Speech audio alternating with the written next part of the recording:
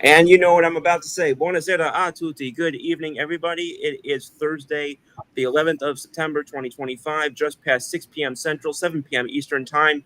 Glad to have everybody back for the next 60 or so minutes on episode 83 of What's the Scoop. And of course, without any further delay, I'm introducing my great longtime friends, my amazing co-hosts. To my left, at least according to my screen, Mr. Jay Cruger. How you doing, brother? I love the jersey you're wearing today. Yes, sir. Doing good. It's my 2001 World Series Jeter jersey. Thought it was, good to wear given the occasion. Crazy, interesting times, both sports and non-sports wise. Absolutely. And as I make sure he's okay, are you all right down there, brother? Yeah, man. The chair's singing a lot. Yeah, I don't know why. I couldn't tell what that was. Before we went live, I thought somebody was like sniffing or something. Anyway, my co-host and longtime friend and fellow pirate, Mr. Brandon Furtado. Brandon, how are you doing, my guy? I'm good, boys. I apologize for my chair squeaking, but it's old. I've had this chair in my room for probably 8-9 years, and man, beat it up a lot over the years. So. Okay, well, I was about to ask, has that chair seen the last Yankees championship? But it sounds like it's a little bit newer than that. No, yeah, and the last Yankees championship, I had a desk chair that was green and it hurt to sit on. So it's not this one. This is more of like an office chair, but this thing has seen me rage too. Yeah, I can imagine. And why is my laptop opening this? It's possessed apparently. Okay. So obviously we're going to get into a lot of talk about what we just discussed with Major League Baseball and the Yankees. But as pretty much every show is going through today, of course, today is September 11th, 2021, the anniversary of the attacks 24 years ago. And, I'm going to say this as we get into our statements of that and everything else that we all know has transpired. I will say, what a privilege to be able to be on covering baseball tonight. We all know the game, the moment with, as I know Jay and I have discussed ad nauseum, the moment with former President George Bush throwing out the first pitch of that game. Jeter going up there saying, I think, what was the phrase? "Don't bounce it, they'll boo ya," or something like that. So for you to be wearing that jersey is just perfect. But it just absolutely want to be remembering the men and women and children who not only lost their lives that day, but the ones who ran into the almost certain peril to try and save people, knowing that they themselves would likely not be saved. And I'm going to just pass it around real quick for anybody who wants to say that. Or speak on that. Jay, you as my longtime fellow New York, someone who actually lives in the city of New York, anything you say, go ahead.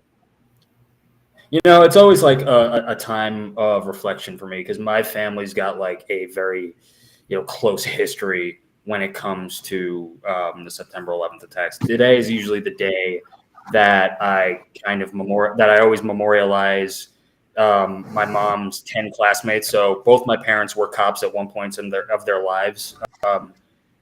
10 of my mom's classmates, and she wasn't a police officer at the time the attacks happened, went up into the South Tower and never came back.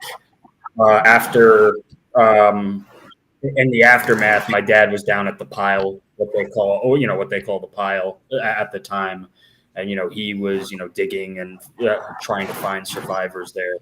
So, and that's on top of the fact that I was in a Brooklyn Heights classroom, literally right across from the World Trade Center. So we could see and hear things that were happening. So it's got a very close history for me, and it's been always a very close history. And what is memorable to me is like how we kind of rose out of that, came together as a city, both at Yankee Stadium and at the time at Shea Stadium. Everybody in a long time after the attacks knew what the moment meant and knew that it was time to basically come together as Americans. And the first pitch by George Bush was like one of my earliest memories of baseball. Even though I've been a fan for some time at that point. And it was magical then. And looking back on it, it was heartwarming and magical. For a second in time, there was like a peace, so to describe it like that. We were all looking out over our shoulders. We were wondering what's next, what's happening. How do we carry on from this? If we even could. For a second, there was a peace, and I was that one. It still makes me teary-eyed to this day, and it makes me emotional to this day, because it's always more than just a game, and it's more than just you're more than just people running passing each other in the city.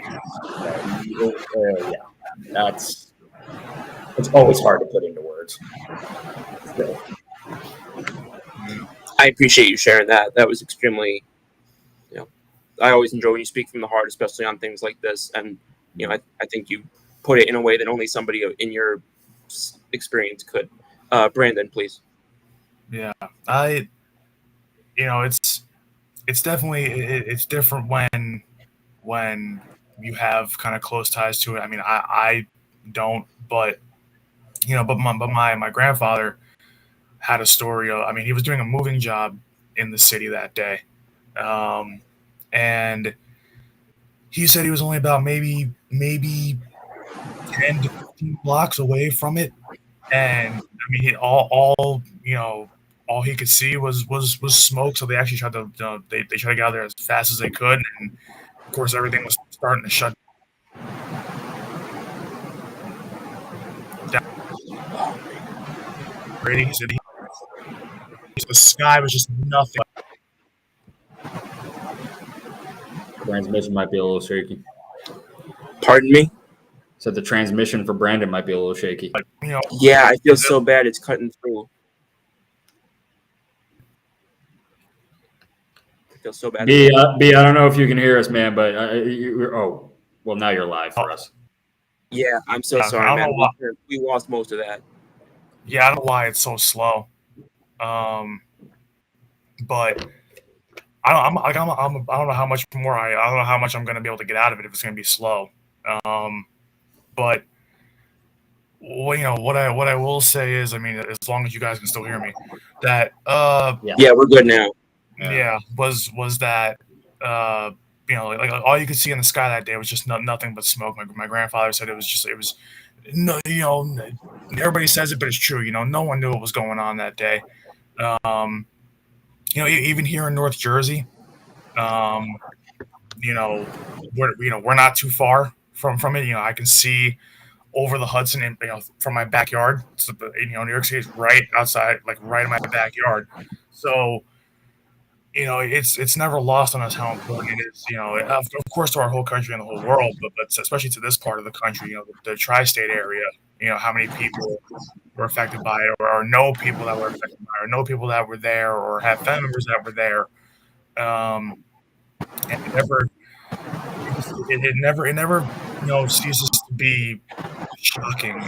Like even 24 years later, the pain of that day still kind of it remains. Like that's something that'll never go away.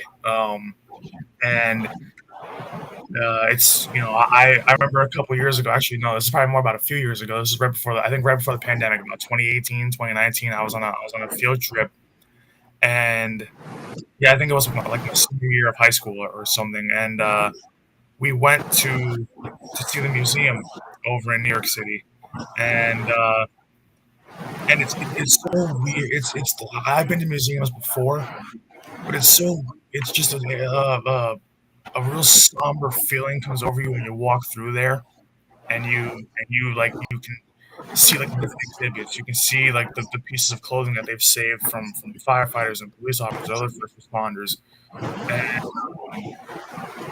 and you can actually you see the big steel beam that they preserved. That's like right in the middle of the entire museum. But you can go through like different floors, and there's a part of the museum where you can actually walk through, and it's more of like a darker kind of room, and it's like video boards all over the place, and it's showing you like up close the images of people jumping. There's rooms where you can actually walk into, and you can hear the phone calls that people made to their loved ones, and that they weren't going to make it. And or if they didn't make it, that to tell them that they love them, and it's just surreal because I mean, not to minimize it, but it feels like you're there. Like it was the weird. It was just the most somber kind. I mean, it was just like being at that kind of place and seeing memorial and all these different things.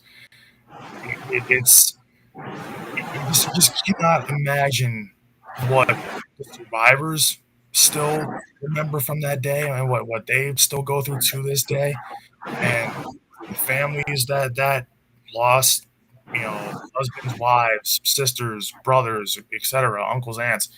Um, it's and you hear stories about people that like, oh yeah, like they never miss a day of work, but that was like the one day they were out sick, or that was the one day that they were late and didn't go in on time, and they just missed that.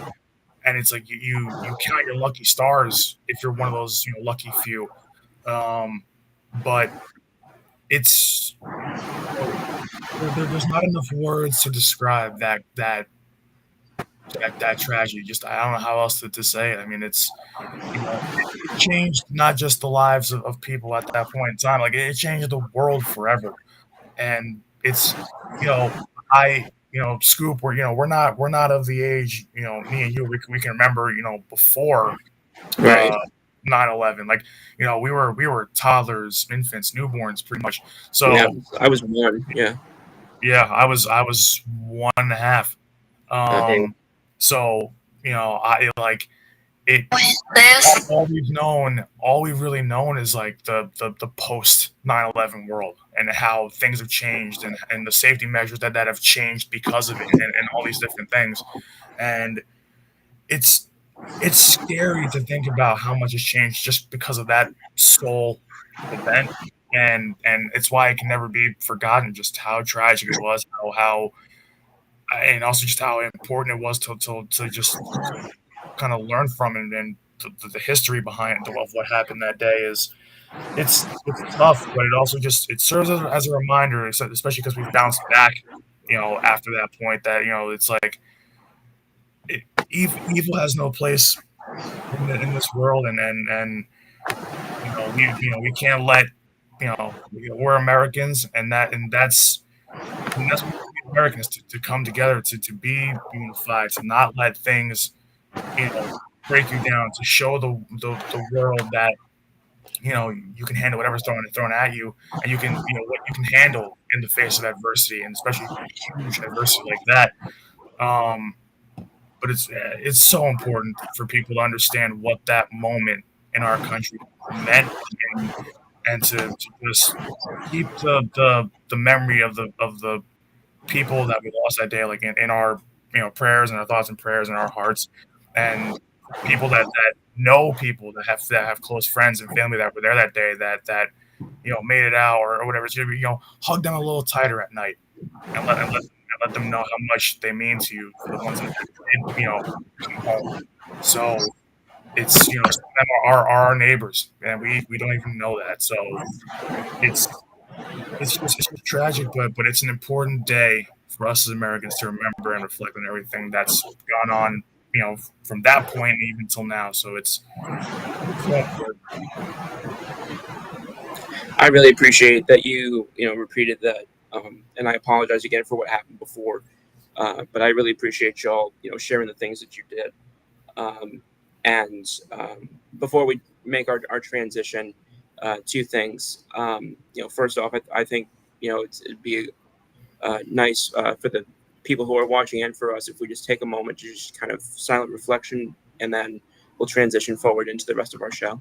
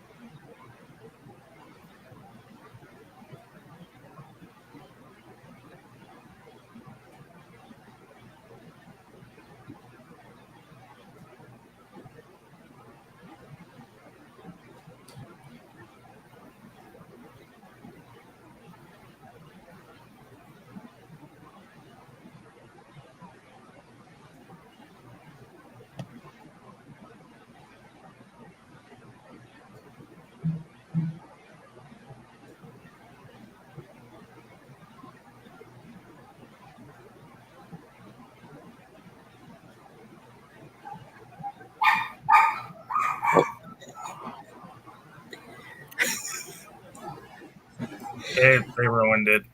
Sorry. I apologize, but thank you again. And the last thing I am going to say, just because I do think it warrants discussion very briefly before we. I promise to those watching we will get into the sports in a moment. But y'all know that I still am honestly, and but I was really hit. I know a lot of people were hit. By what happened the past couple of days. There were two we watched again tragically watched two more outbreaks of evil in the form of hate motivated violence this week in places like Colorado and Utah. The perished in one case were innocent children with almost their whole lives ahead of them. In another, we had a young adult leader who cultivated a space that he believed would try to amplify voices and beliefs not only of his own, but to platform debate with even those who challenged him in the most vigorous of ways. And, independent of their identities, multiple families, social groups, and lives lost a light of positive impact. And for them, I offer my condolences and prayers, and I share in their anger. I was so... the fact that we were less than 24 hours from the remembrance of 9/11, and we saw this happen one at a high school, and one to one of the most, visible. I don't even know how you'd classify him in a general way, but we know who I'm talking about, and it was one of the more sickening ways I can imagine to go into, especially a day like this, and I needed to address that as well, and I appreciate y'all giving me a moment to do that as well. I really hate falling off of that and going into sports, but the way I will segue this is that, again, as I started to say before, what a blessing that the three of us tonight are able to come together and do something covering sports, which I think a lot of us can agree is one of the few things up there with maybe music and some others that people can really look at as a true unifier, true representation of not only American culture, but the best thereof. And so I just want to thank you guys always for being a part of this, but for being great friends, great co-hosts, and for being on with me tonight. Let's have a great show. And you too. Sure. So once again, I feel like we need to make this its own segment where we have a late breaking story or a late breaking headline that comes in and just completely mangles everything. So, as usual, we can rely on our beloved, most of the time beloved. I jokingly say sometimes that nobody hates the Yankees more than Yankees fans. But the headline that I'm not sure how many people saw today, because it kind of, I don't think it really got as much amplification, if that's the right word, as I would have expected. But it emerged that Anthony Volpe, who has been criticized, derided, for lack of a better phrase, bitched about on most shows, including this one that cover the Yankees, learned that he has been playing through a partially torn labrum, which was apparently suffered on May 3rd. So he's been playing with that for over 4 months. He received a cortisol injection. I originally had that misunderstood. I thought that I originally heard that it was a PRP injection, but it wasn't. It was a cortisol injection. He apparently is going to continue to try and play through. That said, he is not in the lineup tonight, last I saw. I believe it is Caballero starting, and I believe it is Austin Slater leading off, so that should be interesting. I'll just start off pretty generally. What was your reaction to this? Does it affect the way you view the Volpe situation, the Yankees' handling of the Volpe situation? Would it affect how you'd handle him the rest of the way with the Yankees still very much in the playoff race? Just kind of take an open approach, I guess, to just your thoughts on this.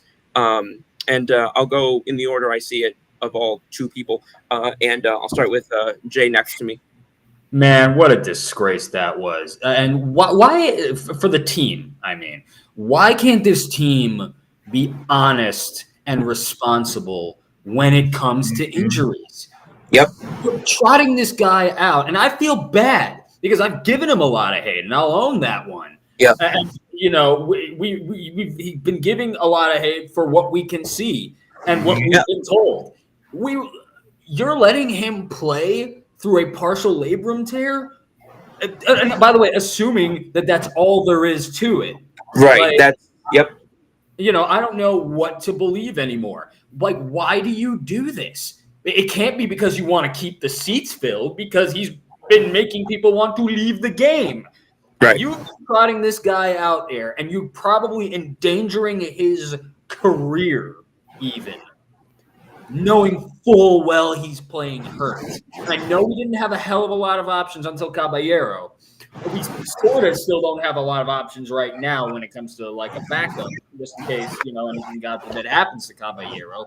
But time, like, this organization is flawed in two ways. It's development, and somehow every year it's medical staff. I can't fathom why you would be this irresponsible with Anthony Volpe, the guy you heralded as the shortstop of the future. Again, the guy you passed on Corey Seager for.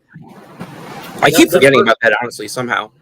Yeah, and my thing is just all season long, I've been trying to figure out this can't be the same Anthony Volpe which kept us in the World Series with his grand slam. And now we learned it's not. Yeah. And this can't be the Anthony Volpe where if we had won that series, I would have called him the MVP. I think there were fans, I think, who even thought that if we had still lost the series but gone a little bit further, I think there are fans who were still thinking that he could even be one of the guys to win it, even if you lose the series. Yeah, exactly. And I knew something was. I just, I was confused as to what was wrong. Now we know what it is. Right. I'm not saying that the medical staff needs to trot out the entire case file on him or other players that get injured. And I'm not a doctor, so I don't know much about the partial labrum tear, except when I heard the last time I heard a Yankee player that had a labrum tear, that was Miguel Andujar, and it took him out for a year. Now, I don't know why we're just remedying this with a cortisol shot. He might need to sit down for the rest of the year. I didn't even hear that until I just, right before I came on the show. That's when I heard that they still intended to keep playing him. I thought that because he was out of the lineup today, I thought that was an indicator that maybe this changed the course of how they intended to use him the rest of the season. When I heard they were still going to play him, I'm like, I'm no longer upset at Volpe. I feel bad for the kid. I don't know what magic wizard they have on the training staff where you can keep playing him through a labrum tear. I do know, everybody's going. Well, I'm at least glad the next time he makes an error, we're not going to be booing him as hard, and people aren't going to be booing him as hard. But it's something to be said about the organization, and this is the gap that I am not filling. Why are you doing that? It's a scathing indictment of, in my opinion, multiple. It's a scathing indictment of, first of all, of the training, health, medical, like that area of the organization. It's a scathing indictment of the PR part of the organization, and it's a scathing indictment of whoever in leadership is the asshole that's allowing this to all happen. I'm sorry, but it pissed me off. And sorry, Brandon, I know I kind of jumped in before, and I was going to let you go before. But it made me so irritated, because this is not the first time we had the same thing about Judge with his right field versus DH and all this other stuff, and it's the organization at multiple levels. Like I said, PR, medical, somewhere there is just damn gaslighting going on in this organization. They are telling us that, and telling the fans, literally telling them and telling them by the way that they're playing the guys, that these guys are ready to play when they're not, right. Which means they're giving us a product that's less than 100%. They're putting players in position to hurt themselves even more and to look bad in front of the fans at the same time. So it's not like you're like this. These aren't like injuries that, like, if you play through, like you're playing at 8. Like, I'm sorry, and I know people believe, like, even if you're playing hurt, you'll play because you want to help the team. There's a point where you playing hurt is hurting the team. Yeah. At his regular, he's a good shortstop. He's not a good enough shortstop where even 50% of him is better than 100% of another player. And that's not a knock on him because very few players are. Like the amount of players that I think that even you playing on a torn Achilles is better than what I can get from somebody who's fully healthy. That is a very small list of players in baseball and in any other sport.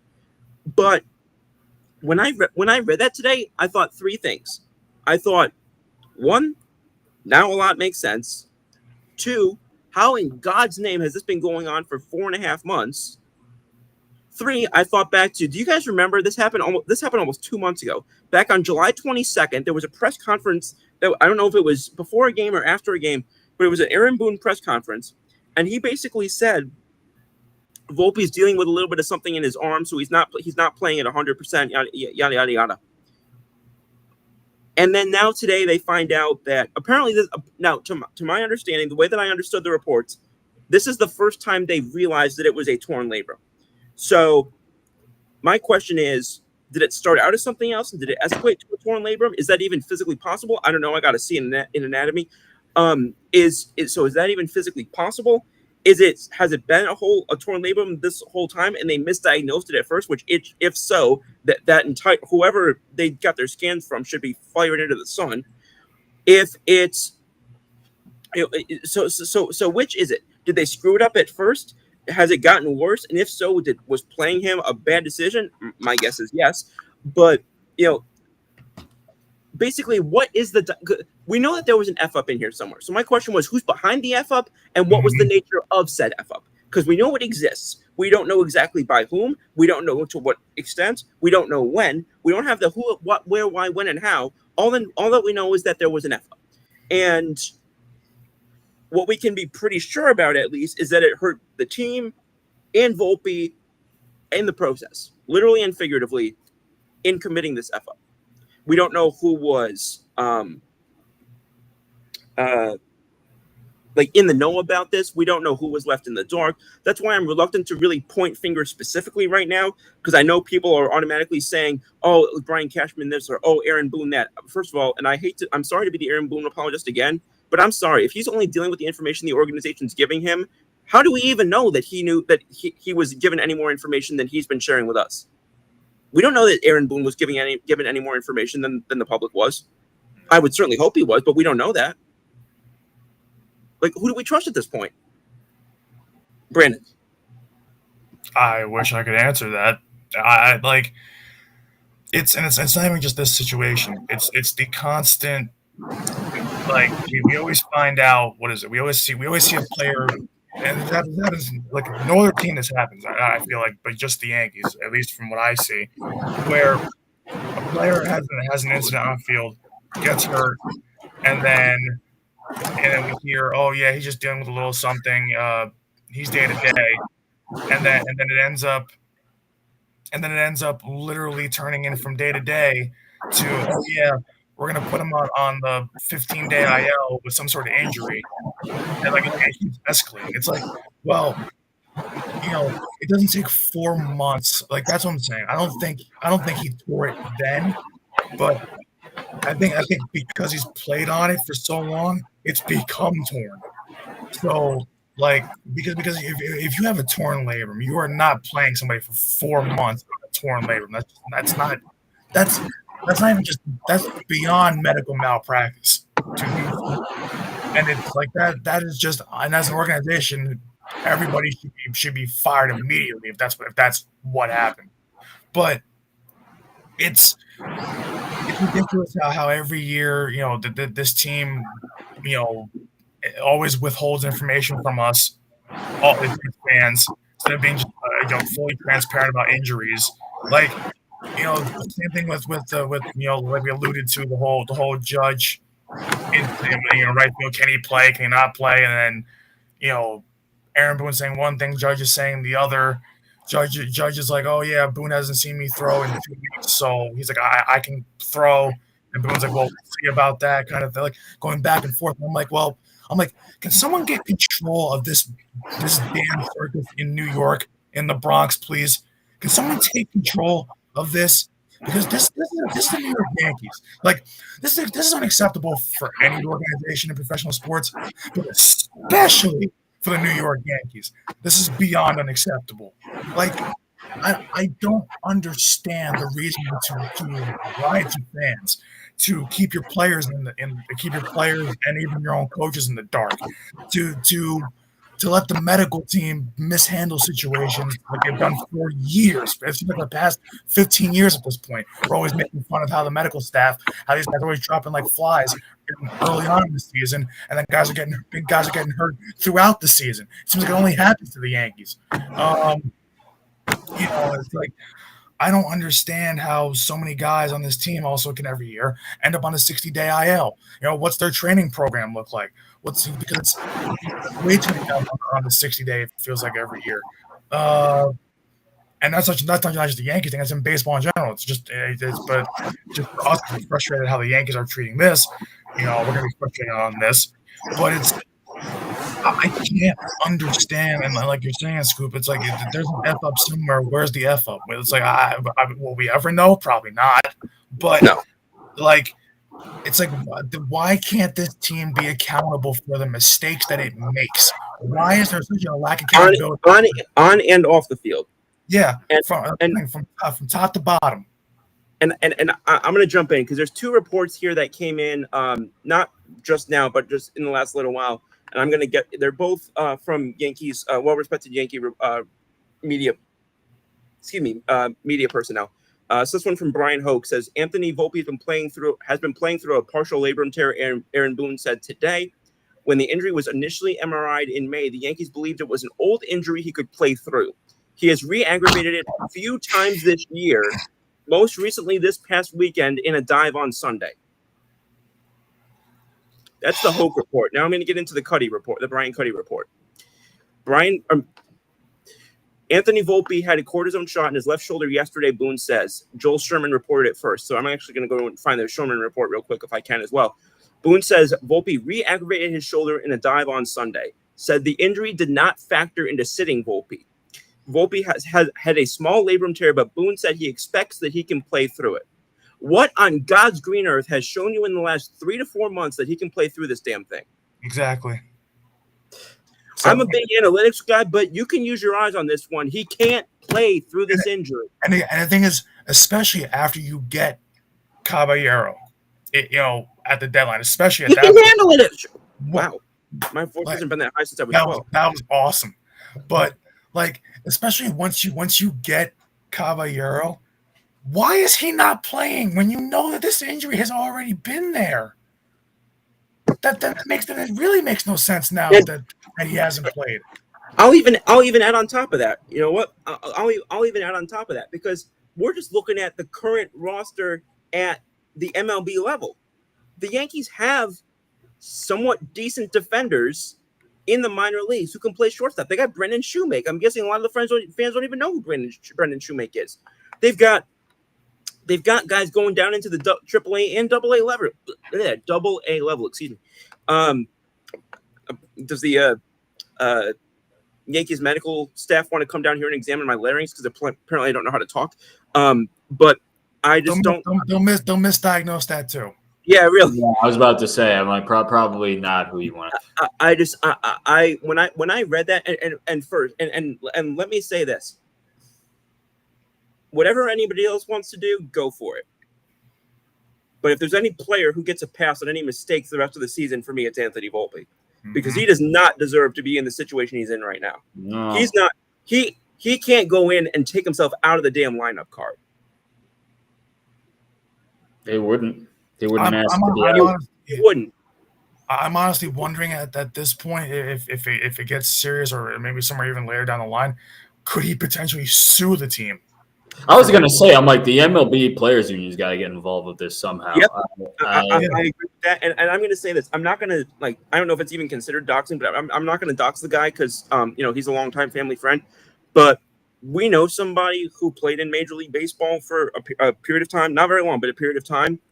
A torn labrum literally ended the guy's career. So I don't care if you say it's a partial tear or whatever. a partial tear is still a freaking muscle tear. And it can get worse because it can get worse. Yeah, like could they not expect him to dive for balls on the field? Play one of the most demanding positions on the field, where you have to arguably throw the ball more than anybody else on the field that night, except the catcher and the pitcher. You have to be dead on accurate. And then did you hear what Aaron Boone also said? I was on Talking Yanks to John Boy. It wasn't just the fact that they think he could play through it. It was also he said, oh yeah, well, he injured his non-throwing shoulder, so he can still throw to first. I'm like, are you kidding me? He injured his non-throwing shoulder. Do you understand the fact? These guys aren't standing up against a wall and just throwing the ball and not doing anything else. His inability to throw first of all, he doesn't have a strong throwing arm to begin with. We've said that a million times. Yeah. So now, if he's got an issue on this arm, now it's going, because this is what happens. It's psychologically it's going to happen. I didn't play a lot of baseball, but I played for long enough. And what it's going to happen now is what happens when you've got one part of you that's bumped. It means you're going to try and get the same effect by getting other muscles to do things they don't do on a regular basis. What does that do? That puts you in susceptibility to injure yourself in other ways in other places that are even potentially more dangerous, because those are muscles that are not used to working in that way.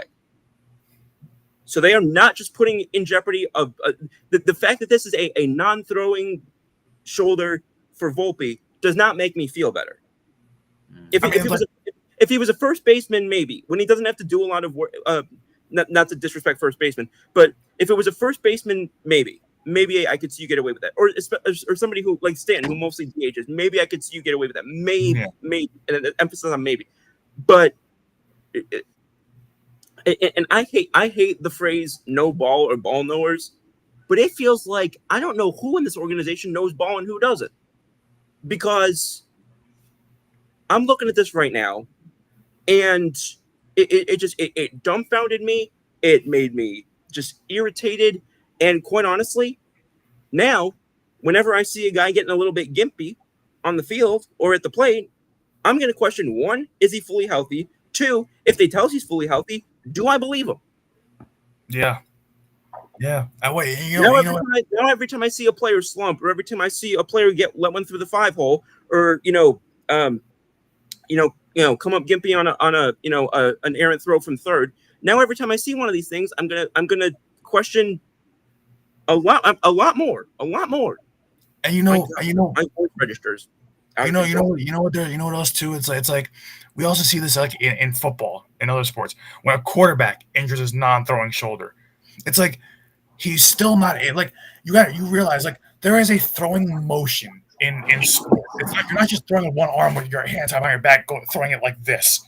You are literally like your other arm still has to do work to guide the throw, to your mechanics moving in line. Tom Brady, we remember him from winning the Super Bowl in 2018. He goes up and he has videos of showing him or of him showing how it's not just he's right-handed. How it's not just his right. He uses his left arm as a guide. I forget what he uses. The phrase that he uses isn't a pivot, but like basically a point around which he like torques his body. So that affects that. Like exactly. And the thing is too, if you play through it, because they say like, oh, these guys can play through a hurt non-throwing shoulder. Here's the problem: if you play through it, especially when you're still trying to do the same motion, and eventually it's going to tear more, you know what happens? You're in more pain. And when you're in more pain, you can't focus on what you're supposed to be doing with your non-injured arm because you're in pain. Like you can't play through pain. My mom, who's she watches the show as much as she can, big Yankees fan as well. Shout out to my mother, love you and miss you. But she's a physician and a remarkable one. And one of the things she always tells me is that no matter how it looks, every muscle and every nerve or whatever connects somehow to other, to the rest of your body. She said she'll tell me, like she'll sometimes tell me, I'm like, oh, my left foot hurts a little bit. She's like, oh, maybe it's your right ear. I'm like, what the, so again, not a good anatomy student here. That's why I went to the business school. But that all being said, but I mentioned that to say that, like, just because it maybe it doesn't appear to be, it may not be as significant as maybe Aaron Judge hurting his right arm, because that's what the strongest arm in the field has to be the right fielder typically. And, that's literally, aside from his bat, that's his calling card. So maybe we don't look at it as significantly as that, but that don't mean it's a non-issue. Just because it's not a blinking red light, don't mean it's not at least a yellow light or an orange light. Like, and again, I'm reluctant to put too much. That's why my anger and my irritation on this situation is more general right now, because again, I don't want to point fingers or have knives out for a Cashman or a Boone or a Tom Lelinch, the head trainer or something, or a Steve Donahue. I don't want to put it too much on anyone in particular, because I don't know what the chain of command is. So in my opinion, it's Schrodinger's shoulder injury. Like it's either everybody is culpable or nobody's culpable at the same time, because I don't know what the chain of command is. So as far as I'm concerned, it's the Yankees. And no individual in particular, but somebody up there is effing up. And does anyone else have any final thoughts on the Volpe situation before we get into the next thing we were going to do? Nah, we can get into the next one. All right, let's jump on. Excuse me. So moving off of that, I do want to address one of the comments that we got from Mr. Ernie Mays. I don't know. I live in Mississippi for a year, and I turned into Coach O or something. But Ernie Mays says, "Go Broncos country only." Mr. Mays, I hope you're doing well, and I hope you guys have not that you had a bad start to the season, but I know you guys can do better, and I look forward to seeing that. Then that's not me being biased. I dang sure know our Eagles can do better as well. Jalen, try and keep all bodily fluids within yourself this weekend. Pause. But but I'm just moving forward. We wanted to talk a little bit. The MLB playoffs are rapidly approaching. God willing, it looks like in some capacity, God willing, it looks like our Yankees are going to be in it. We talked a lot about how massive this 12-day stretch is that the Yankees are currently playing. I know that the Tigers have kind of eaten our lunch yesterday, and it wasn't so pretty the night before either. But I will say it was belt to ass. Yeah, belt to ass. But I will say the game currently, I emphasize this is currently, there's currently a 2-run lead, 3-1 for the Yankees over the Tigers. What'd you say? I said, "Oh, good. Surely our bullpen will be reliable tonight." I don't know what you just said, but okay. But anyway, he's making fun of the bullpen. Oh, okay. Anyway, with what we know so far, with the 8 games that have concluded thus far, the Yankees are 4-4. Which is that great? No. Am I disgusted with it like I thought I could potentially be by 8 games out of the 12? No, not that either. This is unfortunately par for the course, right at the middle, which is where this team has been most of the season. It's been good enough to be relevant, but not good enough to dominate. And par for the course. I said I wanted about 7 wins out of this stretch. So that means, what does that mean? That means we need to get, ideally, this game tonight, and ideally at least 2 of the 3 against Boston. It's right there in front of them. What? It's right there in front of them. I mean, I've said that. I know Boone has said that a bunch of times, obviously. And I know I have. Making fun of him. Yeah. No, I know. I know you are. It's basically this managerial era's version of "It's Not What You Want," which I know we also make fun of. 1 second, I should have done this before, but I got to plug in my laptop. So I apologize real quick. Just didn't want to randomly go off screen and have people like, "What the heck is he doing?" Yeah. Even though people typically probably wonder that even when they can see me. But anyway, yeah, that's one of the things I try and do about the show. I try, again, Keith Brugman once said, there's not going to be any filtration. There's not going to be any, he's going to give it straight, and there's not going to be any filtration on it. And that's pretty much what this is.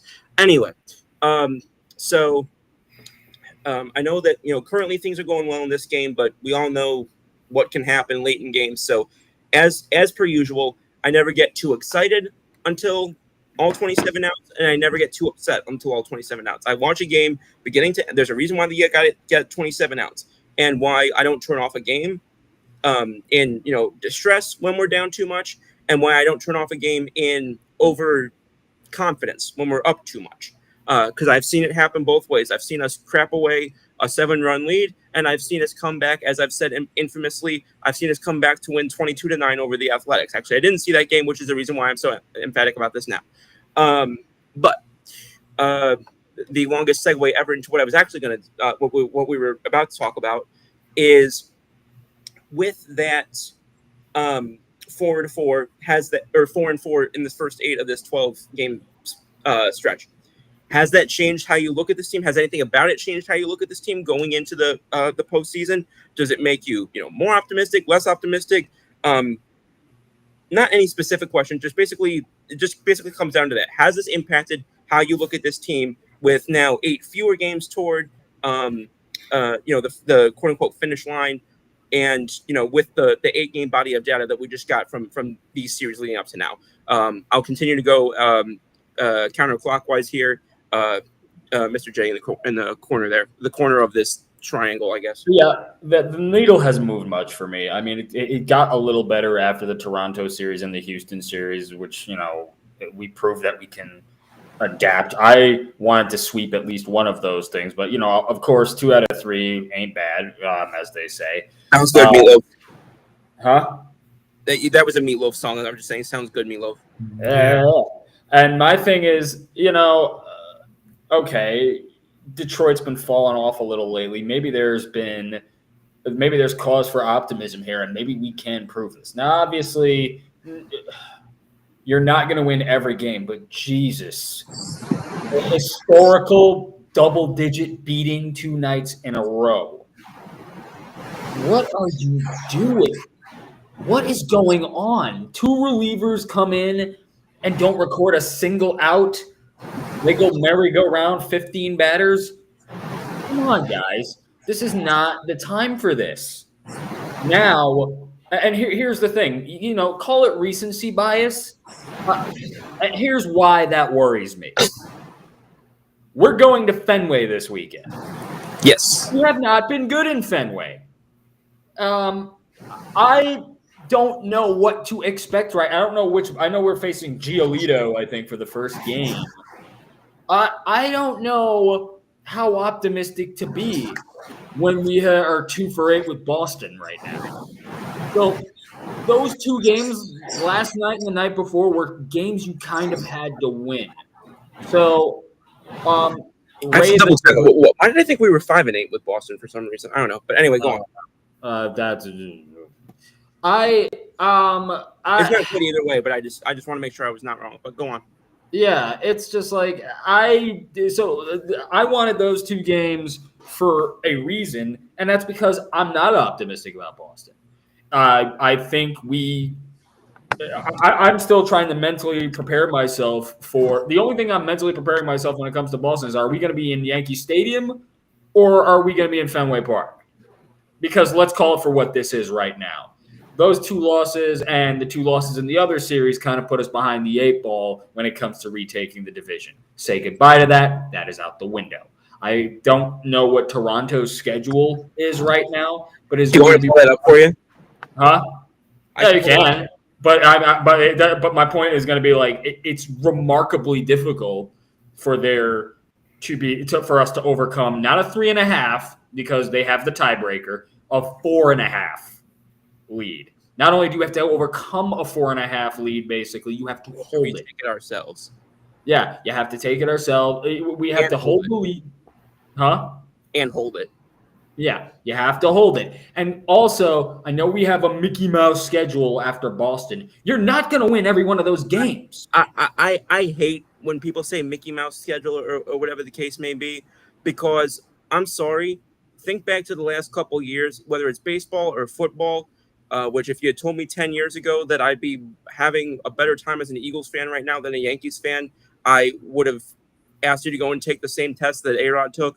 But I don't understand how, I don't understand how people think that way. Even the best team in history, according to regular season at least, best team in history according to regular season, the 2001 Mariners, lost 46 games.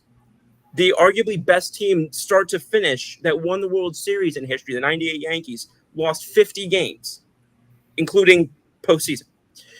So I hate the phrase Mickey Mouse schedule because we saw people use it to degrade the Eagles last year and the year and not the year before, but the year when they went to the Super Bowl. We saw people use it to degrade the Eagles during those periods of times. And then what happened? 40-6. Don't tell me 40-22. 40-6 against the Chiefs in the Super Bowl. Right. And so you have to play who's on your schedule. And good teams, and this goes back to my whole thing about people are like disrespecting success. I don't like using the word disrespecting because it's not really what I'm trying to say, but it's delegitimizing success. I think is the way that I would say it, because if you lose to those teams, then people are going to say, "Oh, how do you lose to the?" I don't mean to pick on them, but how do you lose to the White Sox, the Rockies, or whatever? Actually, you know what? They deserve to be picked on. But if you beat them, then it's it's the Rockies, it's the White Sox. You should have beaten them. Like you're going to have to play crap teams at some point. Should you beat crap teams? Yes, but you don't get a choice of it. And guess what? Most of those crap teams are not just going to roll over, especially if you're coming to town. They want to play spoiler. They want to be on the map for having beaten the Yankees, for having beaten the Red Sox, for having beaten the Astros, for having beaten the Dodgers, for having beaten the Braves. Well, the Braves are trash this year, but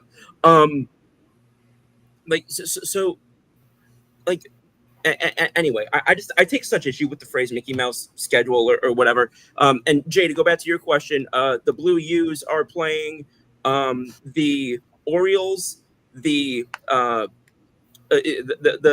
series going forward after going from tomorrow. The Orioles at home for 3, the Rays at Steinbrenner Field for 4, the Orioles at Kauffman Stadium for 3, the Red Sox in Toronto for 3, and going Orioles at Kauffman Stadium, and staying at home in Toronto for 3 against the Rays to close out the year. So a couple of series in there that I wouldn't say are cupcake per se, but do I think that that's a favorable schedule for a team of their ability? Yes. Yeah. Mm-hmm. It is. They just beat the Astros in a series, so. Well, I also, number 46 for Aaron Judge, 2-1 game, by the way. Yep. What'd you say? Number 46 for Aaron Judge, 2-1 game. It's 3-1 game. I saw after Caballero. Actually, anyone want to guess after he got an RBI? Anyone want to guess what number stolen base Caballero got today? No, tell me. Anyone want to guess, or should I just tell you? You know what? Wait, I'll say. I mean, I know he was close to 40 when he came here, so I'll say that was number 48. Oh, he's so close, 44. But still, when was the last time? And I know most of them were in Tampa, but when was the last time a Yankee had 44 stolen bases on the year? I don't have the answer in front of me. I don't have the answer in front of me, so I'm not going to be able to just be like, oh, it's this guy. But it's been a dang long time. We can all acknowledge that. Yeah, I mean, what? Probably Ricky Henderson. Probably. I'll be 100% honest with you. I always forget that he even played for the Yankees because it was such a brief period of time. I always forget that he's just one of those guys that for some reason it's just hard for me to process. He was still good though in New York. People forget that he was still an all-star in New York. He was still a really good player. No. That's not to disrespect him, but he played for. I mean, even Sandy Alderson alone traded for him a handful of times. But so he jumped around so much that I don't really associate him with any team. Is my point. But if I associate him with anybody, it's usually the Nomad Angels. Athletics. Anyway, so the way we were going with this before I took us on the longest scenic tour of all time, the way we were going with this, just looking toward the playoffs a little bit with regard to the Yankees, is there, when you look at the teams that are realistic for us to have to face, which first off, before I get into that, I didn't cut anybody off from a statement, did I? No. Okay, right. I just want to be clear of that because I'm trying to keep track of that, but I just wanted to make sure. So we look at teams that are potential, realistic. We look at the Detroits of the world. We look at, obviously Houston's going to be up there. Seattle's going to be up there. And I look at the Fangraphs projected standings, which kind of tells us, it gives us a good idea of who's going to be in the playoffs and who's not. Obviously, the AL East looks set to include the Blue Jays, the Yankees, and the Red Sox. AL Central looks like it's going to just be the Tigers, and then the AL West looks like it's going to be the Mariners and probably the Astros. Could be the Rangers in a surprise, but we'll go with the Astros just because for our luck it seems to always be the Astros. So from those teams that Toronto, Boston, Detroit, Mariners, and Astros, is there a team that you're looking at as we match up well against, we don't match up well against? I'm not going to ask you to necessarily rank how much you'd want to face them versus not want to face them, but just kind of give me your analysis of what you think of some of the potential teams and how we'd match up against them. Brandon. I pointed at Jay and I said Brandon. Whichever one y'all wants to go first. Brandon, go ahead.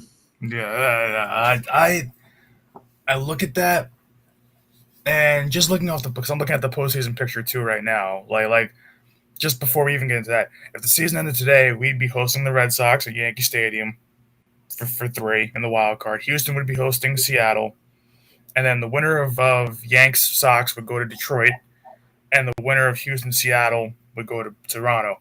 But I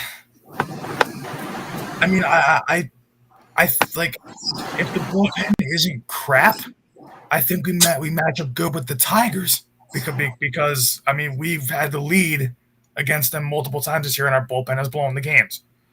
Or we've been at least tied late in games, and our bullpen just cannot figure out how to pitch. That feels like the story for half the teams in baseball when we face them.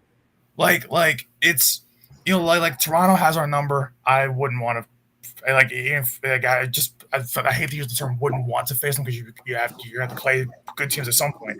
But Toronto's owned us all year. Boston, I feel like if we play them at Yankee Stadium, we stand a chance. But Boston has owned us all year. Houston, we just took 2 out of 3 from them. I think we match up okay with Houston. Not great, but okay. And they don't scare me the way that they used to. I'll say that. Yeah, and I do think we match up okay with Seattle because outside of Cal Raleigh, no one on that team can hit but consistently and for power or just get on base. Like he's the one that you have to worry about in that lineup. The rest of them are okay. J-Rod's had a better second half, but J-Rod doesn't scare me like he did a couple years ago when he was coming up. They probably have the best rotation in the American League in terms of just guys. They 3 guys in a row that can shut you down, but their offense doesn't score runs. I don't, at least not that I remember. So, outside of Cal Raleigh, that offense does not score runs. So, I'm not really worried about playing against Seattle because Seattle, it feels like you don't have to score 3 or 4 runs to beat them. That's just what it feels like. Toronto owns us. They put up runs in bunches. I don't like Toronto. I don't like Boston.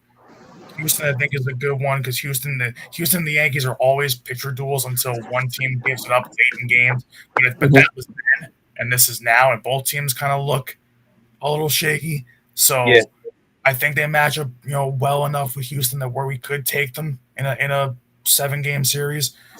But I have a hard time believing that Detroit is the juggernaut that some people think they are, because to me they're good, but just it feels like when I watch them, they're a team that they don't jump on teams right away. They always seem like a team where they come back late in games quite often. It almost feels like they're overachieving in my eyes, and I don't look at that roster because it's like these guys. Some of the guys are all stars, yeah, but if you look at that roster, what hitter in that lineup really scares you like that? Well, just to be clear, what team are you referencing right now? Just to be clear, Detroit. That's what I thought. Like when you look at that roster, right? When you look at that batting order, and I'm gonna pull it up myself right now because I'm pulling it up right now just so I can just when you look at that roster, if it'll load, Yes, right. Okay, Riley Green 33 home runs, Torkelson 28, but like Kerry Carpenter 24. But after those top three guys, I mean, the rest of that roster really has nothing to write home about. Well, and here's the other thing too. Other than Dingler, none of them really defend all that amazingly. No, Like like actually, if you look at this team, they got a decent number of guys striking out 25% or more. They've got a lot of guys who are low OBP, but decent enough power. You know what this team kind of reminds me of? It reminds us of us last year. yeah, like you know, it's just they don't seem to have a guy. I mean, and the thing is that this could be a blessing in disguise for them, but they don't seem to have a guy that can take over a game. Like the Yankees, obviously, the big bats like Belly, Judge, Stanton. We know what they're capable of. Like, but it's like it just feels like this year. I mean, like the Yankees have so many guys above 20 plus home runs, above like an 800 OPS. Like there's like, what is there, 4 or 5 guys, whatever, 6 guys that have 20 home runs, and then their OPS is decent. Like the Tigers only have 3 guys above 20 home runs, and the rest are 15 or less. Like they're not a power hitting team. They don't steal bases at all. Actually, I think they're one of the lowest in terms of stolen bases on the season out of any team in the league. So it really like they make their money pretty much off of their pitching staff, and who hasn't been great lately, and like I just don't look at the lineup and think it's dangerous. I don't look at the lineup and think, oh, that's a World Series lineup. I don't know why, but I just don't, and I feel like that's a team where they're still young enough to where I think they're still, even though they made playoffs last year, whatever, and then they had a good year last year, and everybody was talking about how good they were the last, developing the last couple years. Detroit, and I go, yeah, they're still maybe 1 or 2 more years away from winning it. But I don't think they are this year. Yeah, no, that's fair. And the Tigers thing is a little bit like misleading for me because we've played 5 games against them, like to completion. We played 5 games against them. And we've lost 4 of the 5, but we've been outscored by 28 runs in those combined games. So it's like I don't know if those are just like a couple of bad 1-game aberrations back to back, or do we really just match up that poorly with that? Because again, you can match up poorly with a team. It doesn't mean you're not. It doesn't mean you're that other team's better than you. We've seen that plenty of times with teams. And so, but as of right now, again, I have to go with the information I have in front of me. So Detroit's probably the one team I would not want to face the most. I'm okay facing Houston. I'm okay facing Houston. I'm okay facing Seattle. Yeah, like I just think when you look at Detroit, when you look at how they've beaten us, it's not because they whooped us early in a game and stayed out in front. It's because we've either had a lead and our bullpen's blown it, or it's been a close game all the way through and we just can't hit like late in games. I agree with that. It's just we already have the track record of success against Houston, against Seattle. Even shown the ability, Detroit or rather Texas if they end up sneaking in. Even shown the ability to beat Toronto like we did. It depending on how we do against Boston this weekend. Detroit's either the only team that I'm finicky about facing, or maybe Boston would be on that list too. But from my vantage point, right now, the only team I don't want to face is Detroit. You might be able to add Boston on there, but again, we got to remember this team's that team's a lot of young players. The team's a lot of young players, and I am not disrespecting how good they are at all. But typically, teams with a lot of young players, they don't typically go all the way their first year. Yeah. Now, granted, they might not have to go all the way to get to us. We might face them in the ALDS or the Wild Card Series, so they might not have to go all the way to get to us. So it may be a moot point. But I'm just saying, typically the teams that come up and like catch fire when they're all young in their first year or two, typically those teams don't. You know what I'm saying? And that's not to disrespect Boston, because trust me, I don't know if any executive in MLB, aside from maybe the head executive for Milwaukee, whose name's escaping me right now. Aside from him, I don't know that anybody deserves more credit for something in baseball this year than Craig Breslow does for sticking to his guns with the Rafi Devers trade. Jay, first time I ever said this, but you've been quiet for a few minutes, so Yeah. you go ahead, man. Yeah. So, yeah, and I thought about it today. It's just like, who am I most afraid of? Obviously, I just said what I said about Boston. I think they would, at the moment, be the toughest to get through. Detroit, Scooble notwithstanding, I think right now the series is a little misleading. I think we'll be better in a postseason series against Detroit. I think we'll be able to make the adjustments. Seattle, I told you guys I was afraid of the pitching. I think that's the only pitching for what Brandon is saying.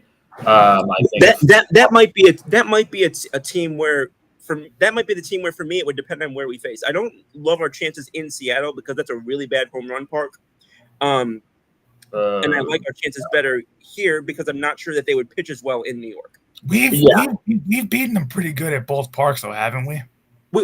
We have, but I'm just saying if there's a team that we could potentially face where it might be like some of you, like you guys have both said about a team that you'd rather face in one park than the other.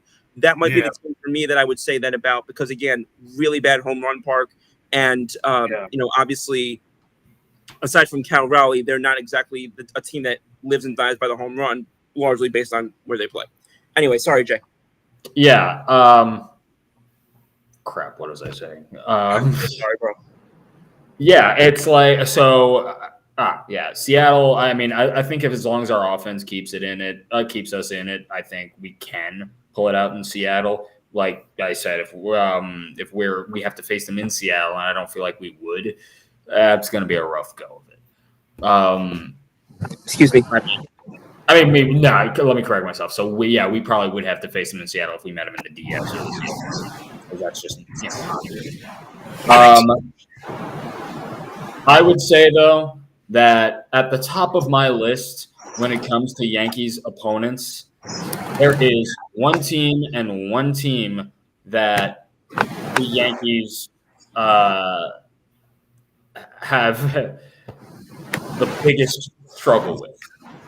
And it's the one team that the New York Yankees I know can never seem to get out of their way is themselves. Yep. Yeah. Whether it is poor bullpen decisions or poor bullpen pitching, whether it is poor decisions about injuries, whether it is just random poor offense when we need it the most. Yep. Nobody beats the New York Yankees like the Yankees beat the Yankees.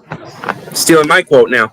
Yeah, I don't know what adjustments need to be made. We're not going to have a lot of time to make it because as soon as September ends, we have to start playing baseball again.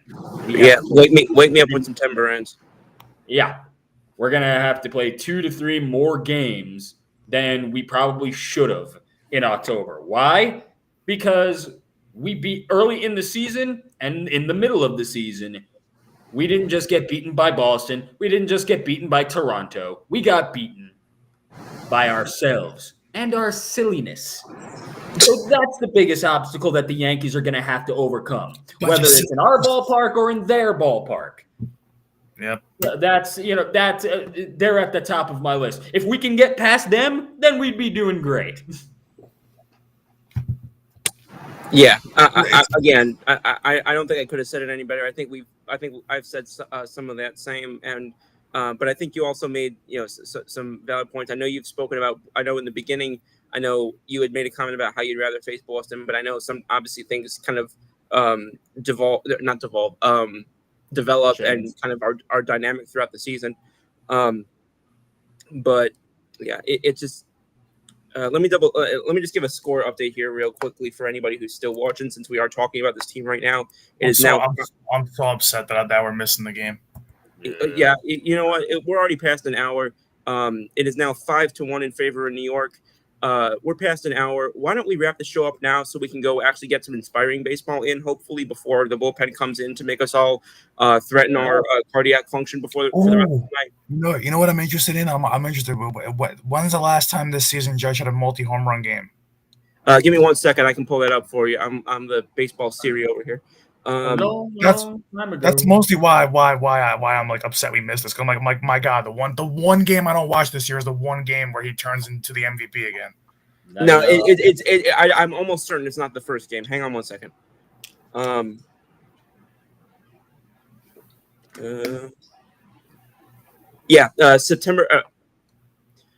29th against the Athletics. Wow. Yeah, he went 2 for 4, 2 homers, 3 runs scored, 4 RBI, 1 walk, and because it's also judged 2 strikeouts, one of which was probably blown call by an umpire, because that's usually how multiple strikeout games go with Aaron Judge. Yeah. So I'm thinking, I mean, you don't count the All-Star week, but still, that's about 2.5 months of him not having a multi-home run game. I think that's a pretty long streak for him, because usually it's like, it feels like it's every other week he has a multi-home run game. This one I'm curious about. So Judge was hitting over 400 until May 22nd. And I'm going to check real quick because I'm very curious to see what he's been hitting since he fell off from that day. I think they said in the last month he's been right where Cal Raleigh is. Yeah, that makes sense. I mean, they have been pretty impressively going toe for toe, which, I'm willing to bet some of this is helped this year by the fact that we're not playing him in center field anymore, which I'm grateful for that. I mean, I don't think he was in any stretch. I don't think he was a poor center fielder, but I'm not a believer in playing guys somewhere just because they can. I want to play guys somewhere because they thrive there. So in that same stretch that I just gave since May 22nd, when he quote unquote fell off, it says he's hit 28 home runs, 54 RBI, 70 runs scored, hit 268, 411 OBPs, 596 slugging average. So if my guy has an over 1,000 OPS in his fall off, I think he's doing pretty well. Yeah. All right. But that's just a testament to how much, like, what was it? Like they said, if there's a league above the MLB, Aaron Judge should be playing in it, because for some guy that's career numbers. For Aaron Judge, that's a big slump. That's how. Yeah, for Aaron Judge, and the number that people fixate on, and this drives me nuts. The number that people fixate on is his batting average of 268. But when your 268's doing that much damage, like, and also look at this. Because people they're always going to talk about his strikeout rate, right? And his strikeout rate in that period of time is about 26%. Yeah, but he's also walking almost 20%. I will but I will forgive a strikeout rate over 25, 26% if you're walking almost 20%. If you're walking and striking out almost the same percentage of that time, I will give you some grace. And it's also just, it's important to note too. I mean, it's like, literally, this is a stat you can look up. And they've showed the graphic on so many Yes broadcasts throughout the years. He is quite literally the guy with the worst blown ball strike calls against him. Like, I'm not exactly sure where I'd find that stat, but I more than 100% believe that, because I see it every game. I've seen him get screwed so many times, or he will not swing at a pitch because to any player who's not 6'7", that pitch would be called a ball, and they call it a strike on him.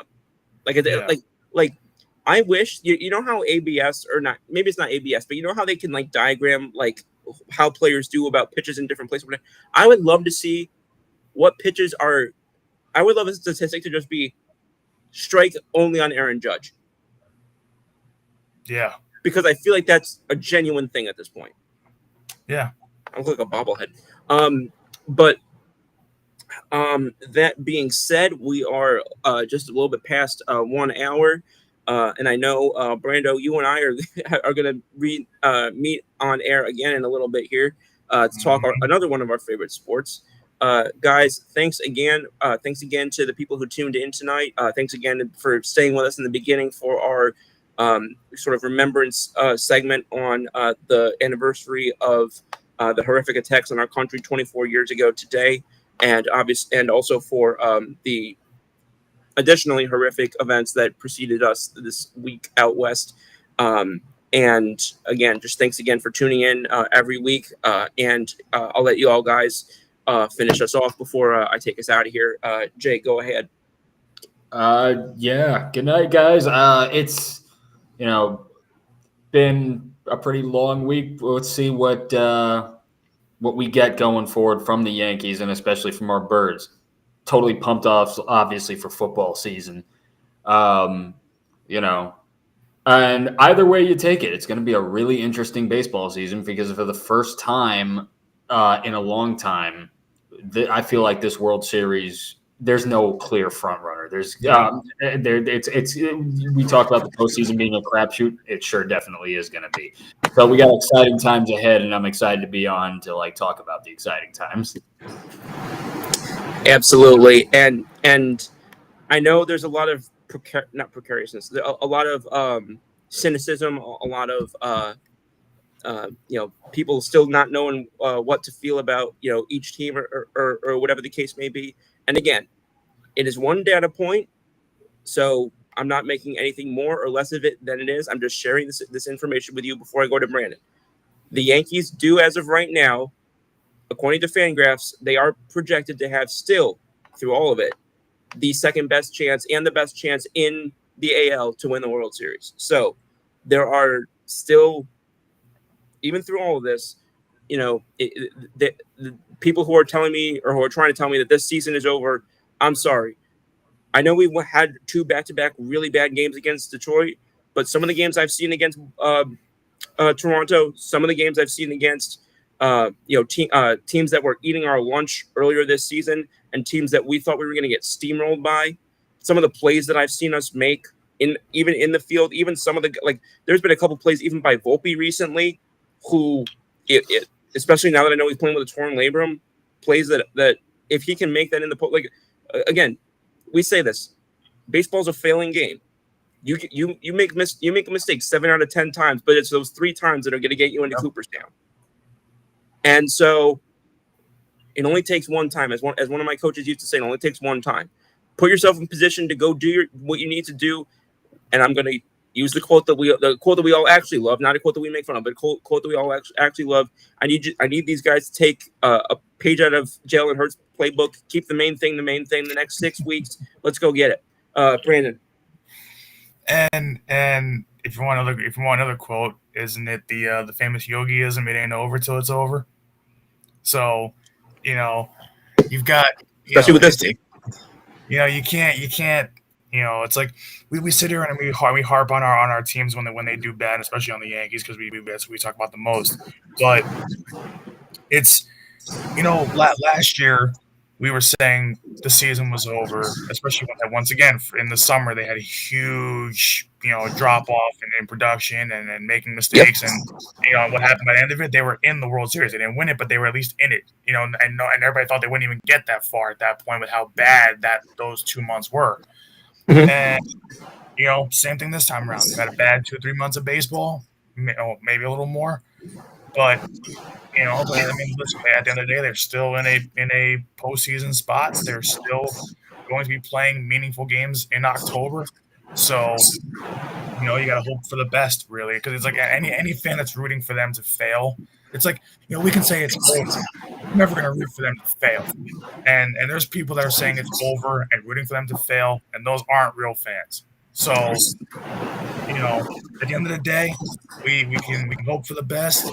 And, listen, this is the time of the year where things get exciting in sports. We get football back. We get hockey pretty soon coming around the corner. And we get basketball coming around the corner. So we get spoiled come, mid-fall, late fall. We really do. So we're getting to that point of the year. We got college football back too. So we're getting to that point of the year where things are getting fun again. So you can't not love this as a sports fan. Absolutely. College football being back, of course, it's like the first time in 20 years where it's remotely not thrilling to be an Alabama football fan. But again, shout out to Coach Saban, who, made losing even 2 games in a season feel like, horror for so long. Most college football teams would only dream of having a reputation like that, especially in the SEC. I'm struggling to get it back. There was a picture that I just had up. Basically, it was a Yankee graphic, and there were 7 players Currently, 7 players on the Yankees have 20 or more home runs. Volpe has 19. If Volpe gets to 20, that is the most Yankees to ever have 20 or more home runs in the same season. And I'm sorry, I'll say it again, like I've said about a few other things. Bad teams that can't win big games, don't do that. That's all I got. Yep. Guys, thanks again for my amazing co-host, Brandon, Jay, and of course myself, Ryan SCOOP Woodhams. This has been What's the Scoop, episode 83. We'll see y'all next week. It's September the 18th. Same Scoop time, same Scoop channel. You know what it is. Scoop, Brandon.